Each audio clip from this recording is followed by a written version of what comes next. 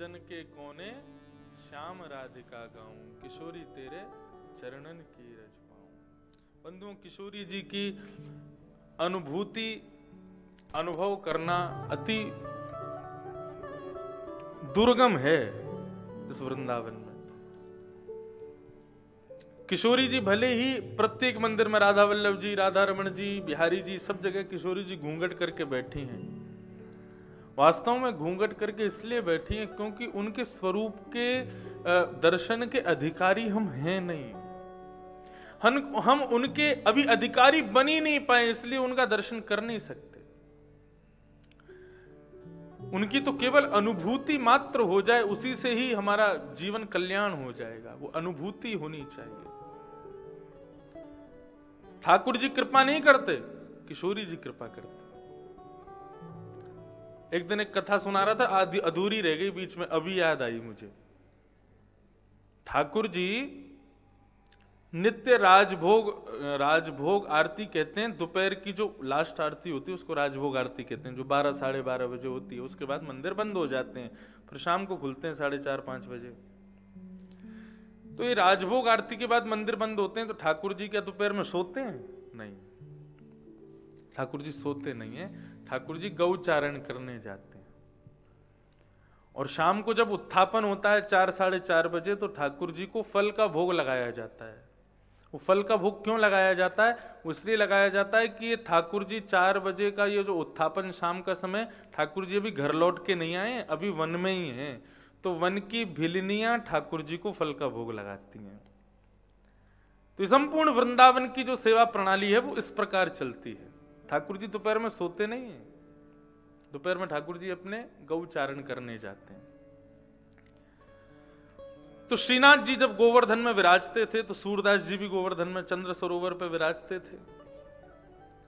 सूरदास जी को दिखता तो था नहीं, लेकिन शाम को राजभोग के बाद में, तो पूरे दिन तो मंदिर में रहते थे। जब राजभोग के बाद जब मंदिर बंद हो जाता था, सूरदास जी अपनी कुटिया पे आके भजन करते थे, वहां पे पद गाते थे। तो ठाकुर जी नित्य राजभोग आरती के बाद जब गुसाई जी कपाट लगा देते थे, तो ठाकुर जी अपने खिड़की में होकर के और चले जाते थे सूरदास जी का पद सुनने के लिए उनकी कुटिया में, और जाके चुपचाप बैठ जाते थे कोने में। सूरदास जी को दिख तो रहा नहीं है, कोने में बैठे बैठे वहीं बैठ करके पद सुनते थे सूरदास जी की। अच्छा, मैंने कल जाने परसों बताया था कि जो श्रीनाथ जी हैं ये बाम अंग किशोरी जी हैं और दाहिना अंग ठाकुर जी हैं। तो उसका भाव इतना सुंदर है कि जब राजभोग आरती के बाद ठाकुर जी जब अनोसर हो जाता है, मंदिर बंद होता है, तो बाम अंग से किशोरी जी सहज हो जाती हैं, दाहिने अंग से ठाकुर जी, दोनों पौड़ जाते हैं। फिर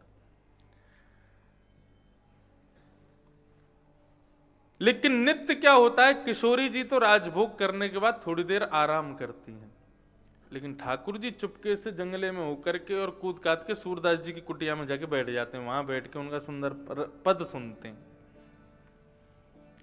एक दिन ठाकुर जी शाम को 4 बजे उत्थापन से पहले लौट करके आए, तो क्या देखा, सामने किशोरी जी बैठी हुई हैं, सो नहीं रही, उठ गई। जैसे ठाकुर जी लौट करके आए तो किशोरी जी बोली, कहां गए थे? बोले, नहीं, पास में ही गया था। बोले, बिना हमारे कैसे गए आप? कहां गए थे, सच सच बताओ। और नहीं बताया आपने तो रुको, अभी गुसाई जी से शिकायत कर देंगे आपकी। सही सी बताओ कहां गए थे?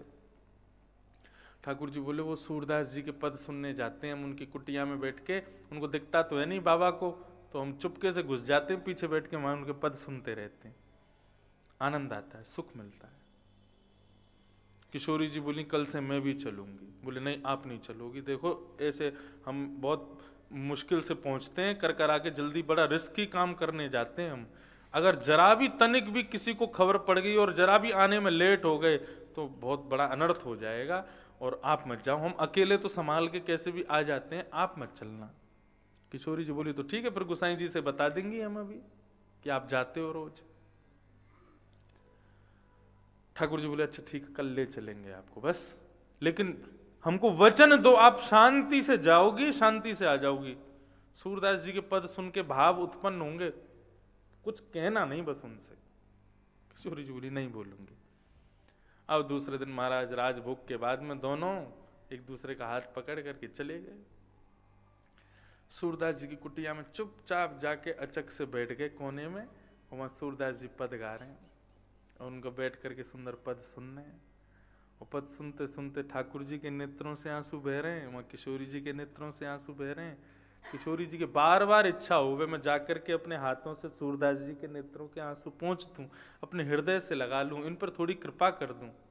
ठाकुर जी के बस इसी के लिए मना कर रहा था ना, नहीं करना ही, वो जिस भाव में उनको रहने दो, उनको छेड़ो मत। बंधुओं, कभी कोई कृष्ण प्रेम में कथा सुनते हुए किसी का रुदन हो रहा हो ना, उसको छेड़ना मत, उसको रोने दो, थोड़ी देर उसको विलाप करने दो, थोड़ी देर उसको चिंतन में रहने दो, क्योंकि उस समय वो किस अवस्था में उसका आप अनुमान भी नहीं लगा सकते। इसलिए कभी कोई कृष्ण प्रेम भक्ति में कोई निमग्न हो, कोई में बैठा हो, उसको कभी छेड़ना मत, उसका अपराध आपको लगेगा। ठाकुर जी कोई लीला उसके हृदय में कर रहे हैं, उनको करने दो। ठाकुर जी बार बार रोके, बोले नहीं किशोरी जी स्पर्श नहीं करना, बस हम इसीलिए आए थे, पद सुन के वापस चलेंगे। अब उस दिन पता नहीं क्या हुआ, सूरदास जी के मन में भाव, पद गाते गाते उन्होंने अपनी छड़ी उठाई और खड़े हुए और अपनी कुटिया से बाहर निकल गए। ठाकुर जी बोले ये कहाँ जा रहे हैं?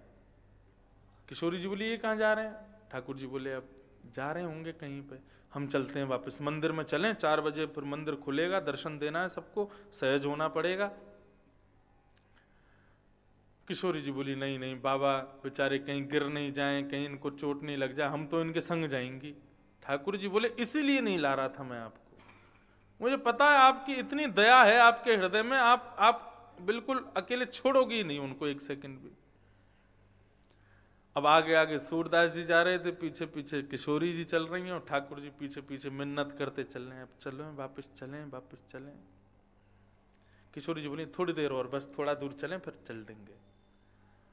अब आगे बड़ा गहरा गड्ढा था, सूरदास जी गाते हुए जा रहे थे और उसी गड्ढे की ओर जा रहे थे। इतने में किशोरी जी बोले अरे अरे देखो ये गिरेंगे गिरेंगे, अरे इनको रोको रोको रोको। ठाकुर जी ने किशोरी जी को पकड़ा, बोले रोको नहीं, उनको जो कर रहे हैं करने दो, हमको वापस मंदिर जाना है, गुसाई जी नहीं तो बहुत डांटेंगे आज। इतने में ही सूरदास जी गड्ढे में गिर गए। और जैसे गड्ढे में गिरे तो किशोरी जी बोली बाबा को बस यहां से बाहर निकाल दें फिर चल देंगे अपन। ठाकुर जी बोले इसीलिए नहीं लाता हूं मैं आपको, क्योंकि आप इतनी कृपालु हो, इतनी दयालु हो, आपके अंदर इतनी दया है कि आप किसी की असहजता देख ही नहीं सकती हो। अरे बाबा अपनी रक्षा कर लेंगे, कोई आके कर देगा रक्षा, किसी ना किसी के मन में भाव उत्पन्न कर देंगे, कोई आ जाएगा, अब आप चलो हमारे साथ। किशोरी जी बोली नहीं मैं ऐसे नहीं जाऊंगी, मैं तो इनको बाहर निकाल के ही जाऊंगी। ठाकुर जी बोले अब जल्दी करें, क्या करें, समय तो है नहीं। ठाकुर जी ने अपनी काली कमली दी, किशोरी जी ने अपना दुपट्टा दिया, दोनों में कस के गांठ बांध के, और ठाकुर जी ने वो नीचे गड्ढे में फेंका। और सूरदास जी से बोले बाबा, जैसे ही बाबा शब्द सुना सूरदास जी ने, बाबा अब वैसे सूरदास जी नित्य ठाकुर जी की स्मृति में रहते हैं, नित्य उनके भावावेश में ठाकुर जी रहते हैं, नित्य उनका दर्शन वो अपने अंतःकरण में करते रहते हैं। जैसे ही बाबा शब्द सुना सूरदास जी बोले ये स्वर किसी साधारण मानव का नहीं है, इतना कोमल, इतना सुरम्य, इतना प्यारा स्वर किसी साधारण जीव का नहीं हो सकता। हाँ भैया कौन? अरे बाबा मैं यही गांव को रहवे आ रहा हूं, आपको गड्ढा में गिरो देखो तो सोची ने आपकी नेक सहायता कर चलूं। मैंने अपनो पटका नीचे डालो है, वह पटका को पकड़ के आप ऊपर आ जाओ। सूरदास जी बोले बड़े भैया तेरी बड़ी कृपा भैया। जैसे ही पटका पकड़ा, पटके की इत्र की सुगंधी को जैसे सूरदास जी ने लिया, तो आज सुबह दर्शन श्रृंगार का जब करने गए थे सूरदास जी, तो गोसाई जी ने जो इत्र का फोआ दिया था उसकी सुगंधी और ठाकुर जी के पटके की सुगंधी मिल गई। सूरदास जी समझ गए ओहो ये कौन आए हैं, मैं पता चल गया। बोले अब तो इनको जाने नहीं दूंगा मैं। सूरदास जी ने पटका पकड़ा, पटके को खींच रहे हैं ठाकुर जी को खींच रही हैं किशोरी जी। अब दोनों ऐसे करके उनको खींच रहे थे, जैसे तैसे निकल करके बाहर आए। जैसे ही गड्ढे से बाहर आए सूरदास जी ने ऐसी ऐसे गिराया खुद को, जैसे ही गिराया तो ठाकुर जी तो पीछे हट गए, किशोरी जी वहीं रह गई और किशोरी जी के चरण सूरदास जी के हाथ में आ गए। अब तो सूरदास जी ने जैसे उनके चरण पकड़े, ठाकुर जी ने देखा, बोले बाबा पकड़ लेगो, जान ना देगो, मंदिर में डांट पड़ेगी गुसाई जी ते, आज तो बहुत अनर्थ हो जाएगा। किशोरी जी को जोर से ठाकुर जी ने खींचा तो किशोरी जी के पैर की एक पाजेब सूरदास जी के हाथ में रह गई। सूरदास जी ने चुपके से उसको यहाँ छुपा लिया और ठाकुर जी किशोरी जी को लेकर, बाबा मैं आऊंगा फिर आऊंगा, और ऐसे कह के जाने लगे। तो किशोरी जी जैसी चली तो एक नूपुर की आवाज आवे, दूसरी पाजेब की आवाज नहीं आवे। किशोरी जी बोली अरे मेरी एक पाजेब तो रह ही गई। ठाकुर जी बोले दूसरी बनवा देंगे, अब चलो जल्दी। बोले नहीं नहीं मुझको तो वही चाहिए। ठाकुर जी बोले कहाँ फंस गया मैं आज, बढ़िया इनके बिना आता था, बढ़िया प्रेम से सब कर करा के पद सुन के चला जाता था, आज पूरा मेरा, अब समय में थोड़ी देर में ही जो मंदिर खुलने वाला है, गुसाई जी दर्शन कराने आएंगे, आरती करेंगे, अब वहां नहीं मिलेंगे हम तो क्या होगा, अनर्थ होगा आज। किशोरी जी बोली हमको तो वही पाजेब चाहिए, वही वाली जो वहां रह गई है। ठाकुर जी बोले चलो। अब लौट करके गए तो वहां धूड़ा में मिली नहीं, सूरदास जी खड़े थे। ठाकुर जी बोले दूर से ही खड़े कर, बाबा हाँ भैया। बोले हमारी एक पाजेब गिर गई यहाँ पे, आपने देखी का? ठाकुर जी बोले कौन सी पाजेब? बोले एक पाजेब गिर गई यहाँ पे, आपने हमको वापस कर दो। सूरदास जी ने तुरंत कहा, बोले ये पाजेब थी क्या? हाँ हाँ बाबा यही है यही है यही है, हमें दे दो वापस। सूरदास जी बोले मैं कैसे विश्वास करूं ये आपकी है? ठाकुर जी बोले अरे बाबा अभी तो हम आए आपके पास और अभी आपको बाहर निकालो, आपने ये पाजेब रख ली अपने पास में, हमारी तो है। बोले मुझे क्या पता कि आप ही थे, मुझे तो दिखता नहीं है, ऐसा भी तो हो सकता कोई और आया हो, कोई और आकर के मेरी रक्षा करके गया हो, आपने बगल में खड़े खड़े लीला देख ली हो और पाजेब पे आपका प्रलोभन आ गया हो और आप पाजेब मुझसे लेकर के चले जाओ, फिर जिसने मेरी सच में रक्षा की वो आके मांगेगा तो उसको क्या दूंगा मैं नहीं दूंगा आपको। ठाकुर जी किशोरी जी से बोले चलो अब यहां से, नहीं देंगे बाबा। बोले नहीं मुझको तो वही चाहिए, मेरे को बहुत प्रिय है, वही चाहिए। सूरदास जी से ठाकुर जी बोले बाबा दे दो, हमें विलम्ब है रो है। बोले अच्छा ठीक है, तो एक काम करो। बोले क्या? एक पाजेब मेरे पास है, एक तुम्हारे पास होगी। बोले हाँ। दूसरी पाजेब मुझको दिखा दो और मैं उसका स्पर्श करके जब पहचान लूंगा, मैच कर लूंगा दोनों को, तो दे दूंगा। तो बोले कैसे दें अब आपको दूसरी पाजेब? उतार के मत दो, जिस चरण में वो पाजेब पहनी वो चरण मेरे हाथ में दे दो, मैं स्पर्श करके देख लूंगा। ठाकुर जी परेशान, किशोरी जी प्रसन्न हो रही हैं, वो समझ गई कि सूरदास जी पहचान गए। किशोरी जी आगे बढ़ने लगी, ठाकुर जी बोले बच जाओ, पकड़ ले गो बाबा। बोले अब छोड़ो तुम हाथ। और किशोरी जी जाके खड़ी हो गई। जैसे ही सूरदास जी ने चरण पकड़े, चरण की पाजेब को मिलान कर लिया, अपने भुजा से ही दूसरी पाजेब पहना करके अपने अंक में किशोरी जी के चरण पकड़ लिए। बोले अब नहीं जाने दूंगा, आज नहीं जाओगे आप मुझसे दूर। ठाकुर जी बोले बाबा कहा इच्छा है नेक हमें बताओ। बोले आप दोनों युगल रूप से सामने प्रकट होके दर्शन दोगे, आप दोनों का दर्शन कर लूंगा, खूब नैन भर के देख लूंगा, तृप्त हो जाऊंगा, तब जाने दूंगा। तब ठाकुर जी ने अपना वरद हस्त श्री सूरदास जी के नेत्रों पर रखा।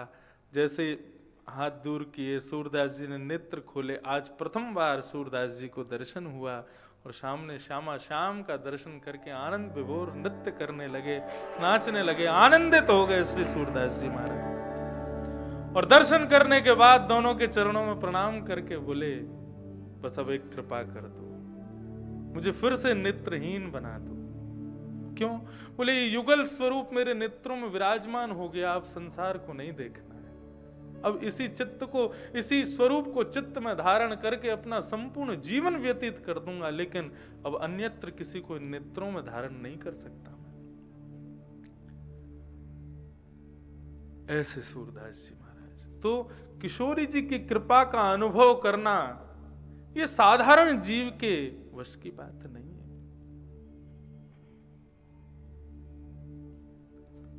हे राधे वृषभानु भूप तनय हे पूर्ण चंद्रानने, हे कांते कमनीय कोकिल रवे, वृंदावने धीश्वरी, हे मत प्राण परायणे चरसिके, हे सर्वभूतेश्वरी, आगत्य